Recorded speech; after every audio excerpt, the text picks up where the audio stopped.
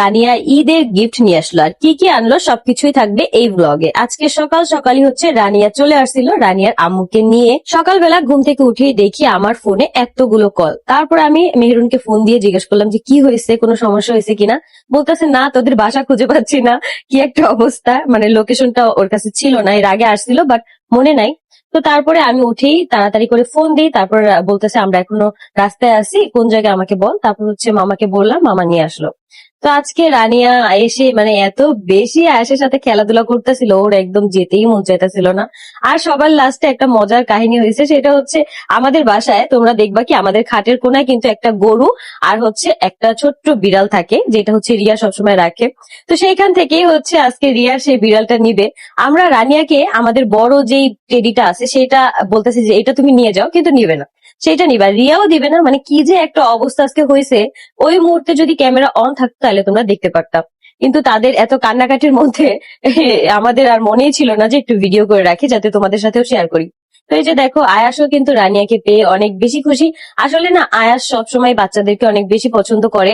সে নিজেও বাচ্চা, কিন্তু তার বয়সী বাচ্চাদেরও পছন্দ করে, প্লাস বড়দেরও। তো আয়াস দেখা যায় কি সবার সাথেই খেলাধুলা করে, একদম সেকেন্ডের মধ্যে হচ্ছে আয়াস সবার সাথে মিশে যায়। শুধু আমি না, আমাদের বাসার মানুষ না, রাস্তায়ও যদি কোনো আপুদের সাথে দেখা হয় সবার কাছে আয়াস যায়। আলহামদুলিল্লাহ, এই জিনিসটা আমার কাছে অনেক বেশি ভালো লাগে। তো এখানে তারা বসে বসে কার্টুন দেখতেছিল, আর আমি আর মেহেরুন সুখ দুঃখের আলাপ করতেছিলাম যে আমাদের কি কি কষ্ট আছে মনের মধ্যে। সেই থেকে আমি আর ভাবলাম যে একটু দেখাই যে তাদের কত বেশি কিউট লাগছে তিনজনকেই। মাশাল্লাহ মাশাল্লাহ। রোজায় আমরা এত পরিমাণে ব্যস্ত ছিলাম, আমাদের একসাথে ইফতার করা হয়নি। শুধুমাত্র এক জায়গায় ইফতার করা হয়েছে, সেখানে আমরা প্রমোশনের কাজে যাই, একসাথে দেখা হয়ে গেছে বিদায় আমরা একসাথে ইফতার করতে পারছি। কিন্তু এছাড়া আমাদের এবার অনেক প্ল্যান ছিল, আমরা সবাই একসাথে মিলে ইফতার করব। একদিন হচ্ছে আমরা মেহেরুনদের বাসায় যাব, একদিন আমাদের বাসায় ওরা আসবে, কিন্তু সেটা কোনো কিছুই হয় নাই। শুধুমাত্র ব্যস্ততার জন্য, যেমন ব্যস্ত আমি ছিলাম ঠিক ওই রকমই মেহেরুনরাও ব্যস্ত ছিল।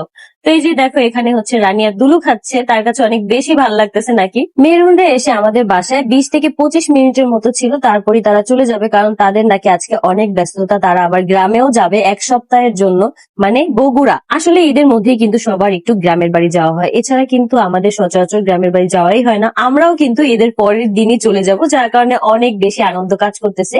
এই যে দেখো আয়েশের গিফট, এখানে একটা ফতুয়া ছিল, ফতুয়াটা অনেক বেশি সুন্দর ছিল। আয়েশকে এইরকম লাইট কালার পরলে অনেক বেশি ভালো লাগে। মাশাল্লাহ মাশাল্লাহ, সবাই কিন্তু অবশ্যই মাশাল্লাহ বলবা।